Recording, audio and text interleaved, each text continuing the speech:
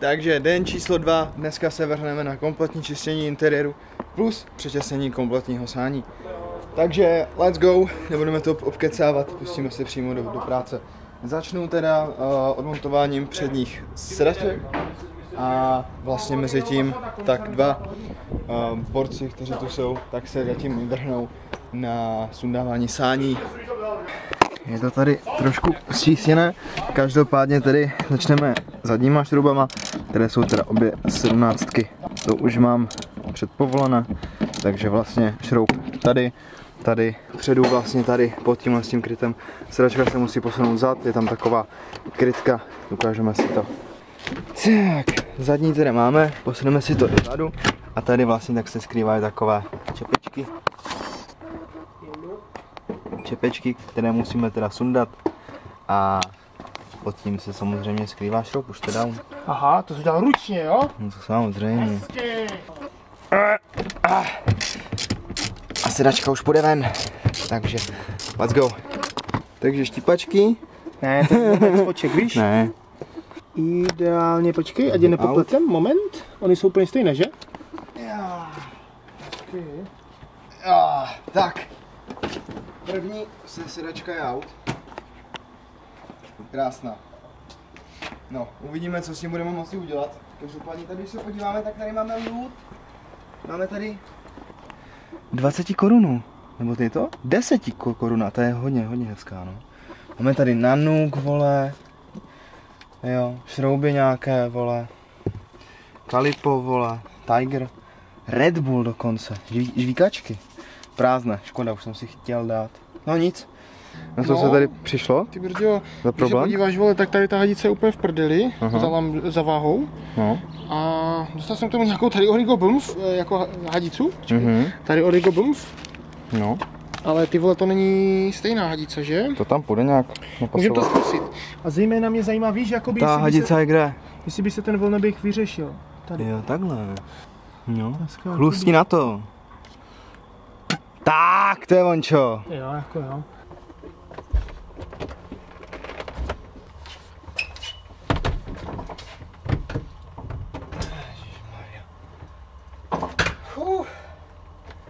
To je strašný vytahovat.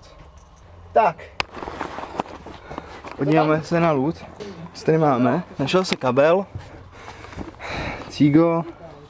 Korunka. Ne, ser na něho. Korunka ke korunce takzvaně. No jo. Dobrý loot.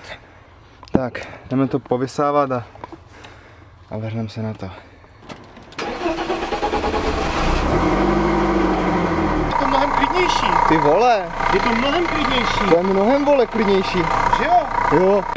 You're not sad again, are you, Splash Gang?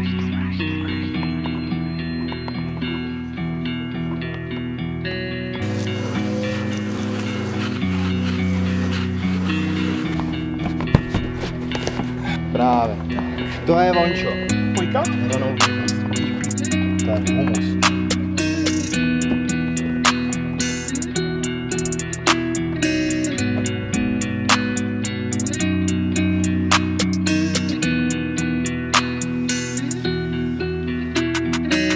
No. Vrhneme se teda teďkom na kufr, který jak vidíte, tak je extrémně špinavý, hnusný, tady bordel.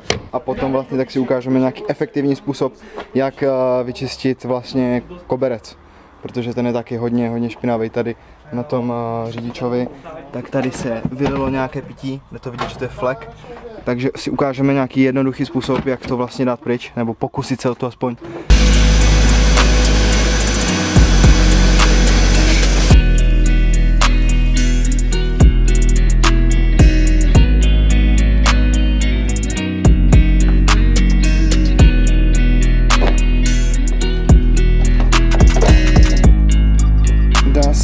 Někdo hranolky.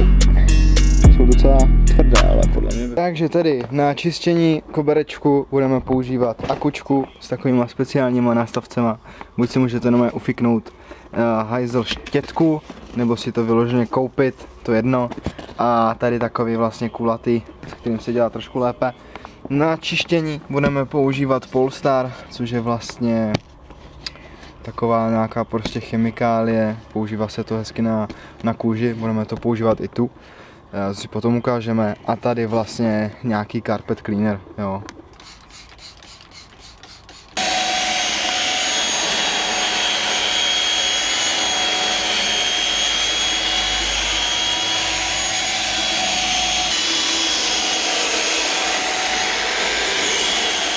Takovýmhle s tím smyslem uděláme celé vlastně auto, celý koberec a mělo by to být úplně super.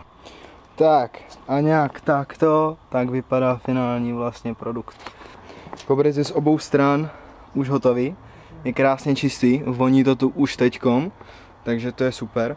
Teďkom tak se vrhnu na ty další záležitosti, jako jsou tapce, palubovka, konzole, tady ten bordel pod tím, zadní plato, volant, všechno okolo vlastně, na to budeme používat Polestar a vlastně jemný kartáček, takový do nepřístupných míst štětec a samozřejmě mikrovlákno na stírání všeho bordelu.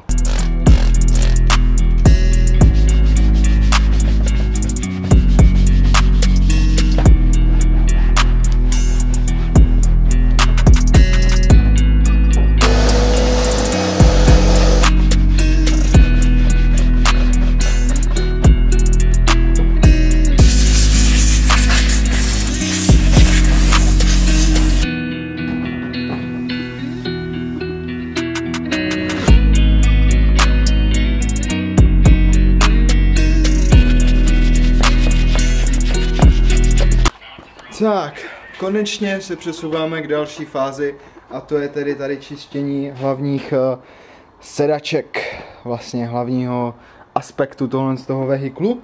Takže na toto čištění budeme používat zásadně 3 věci. To Polestar, který už známe z předešlého kroku, kartáč, měkký, který taky známe, a k tomu všemu tak přidáme na závěr Magic Sponge. Mělo by to udělat dost, samozřejmě v takovém stavu, v jakém to je teďkom, už s ním asi moc jako úplně jako zázrak jako nebude, ale to nemění nic na tom, že to bude o dost lepší, než je to aktuálně. Jsi posral? Toto.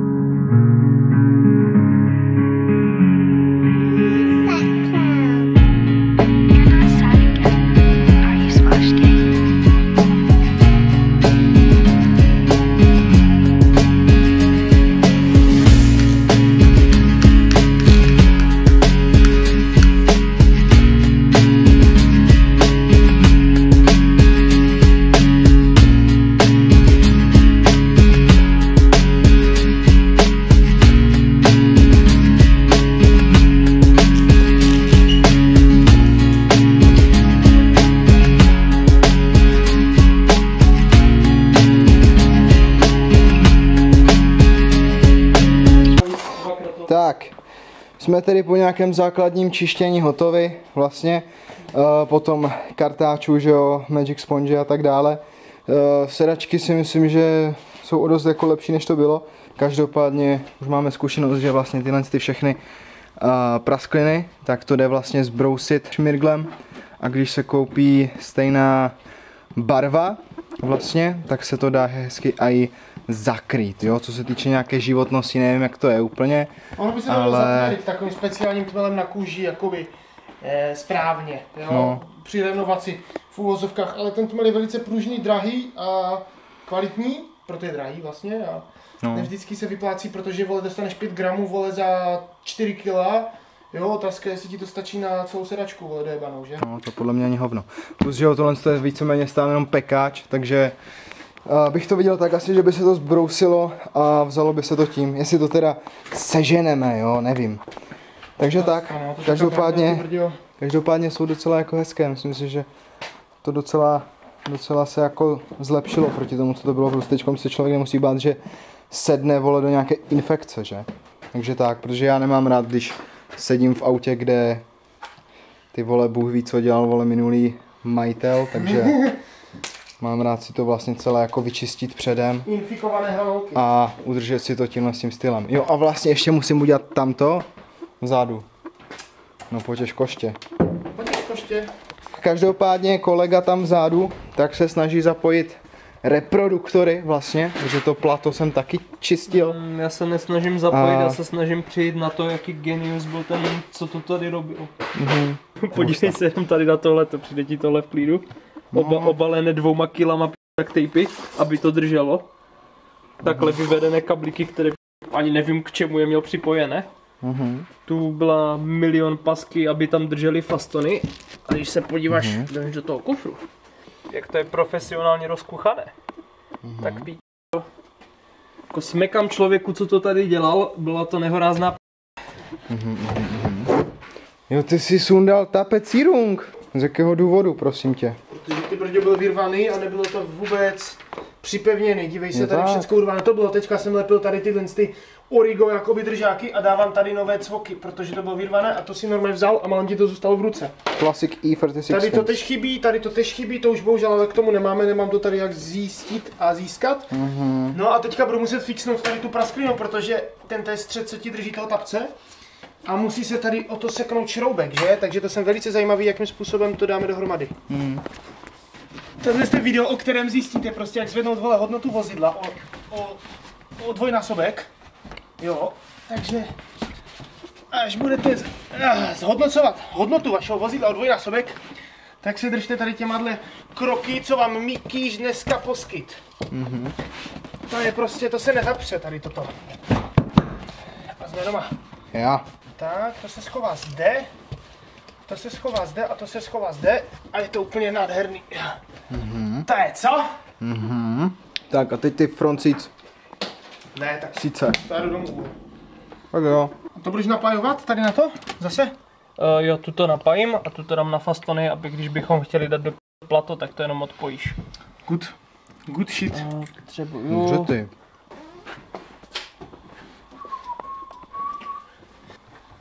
Ježiš. Tak, teďkom konektorky. No. Máš to poznačené? Já, Ferdo?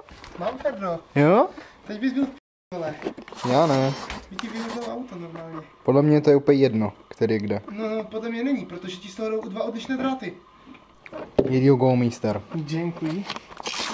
Našroubovat. Pevně, ať to neuletí. Fakt. A normálně to s podlavou strhnout. No, tak tady si to pokřtilo. Upozornění, jak budete dávat sedačky do auta, nedělejte to, vole, v prostoru, vole, kde není prostor. Vytáhněte si to třeba ven. Protože přímo pak, když se musíte vyhnout tady, vole, motorce a tady, vole, blatníku, tak to takhle končí. No.